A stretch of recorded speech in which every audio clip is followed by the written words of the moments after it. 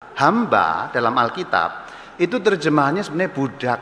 Maka kalau kamu dengar hamba itu garis miring budak. Ini ceritanya begini. 3000 tahun yang lalu jangan pikir seperti kita sekarang loh.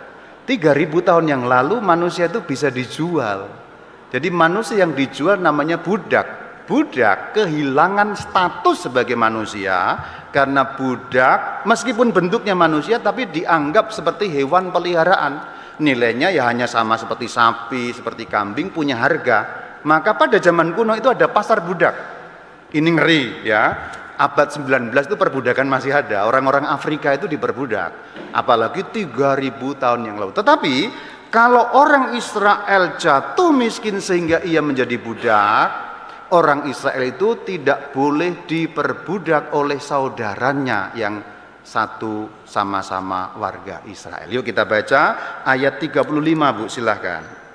Apabila saudaramu jatuh miskin sehingga tidak sanggup bertahan hidup di antaramu, maka engkau harus menyokong dia sebagaimana terhadap pendatang dan warga asing, supaya ia dapat hidup di antaramu. Perlu menyokong. Sekarang 39 nyambung 39. Apabila saudaramu jatuh miskin di antaramu dan menyerahkan dirinya kepadamu, janganlah mempekerjakan dia sebagai budak. Perhatikan baik-baik. Kalau saudaramu jatuh miskin dan menyerahkan diri, maksudnya menyerahkan diri itu menjual dirinya. Karena pada zaman kuno memang orang bisa menjual dirinya sendiri, lalu menjadi budak.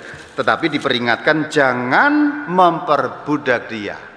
Jadi perlakukan dia tetap sebagai manusia, bukan budak yang bisa dijual. Itu maksudnya. Itulah kenapa kita dan Tuhan hubungannya anak dan bapa, bukan tuan dan hamba. Hamba dalam Alkitab itu terjemahannya sebenarnya budak.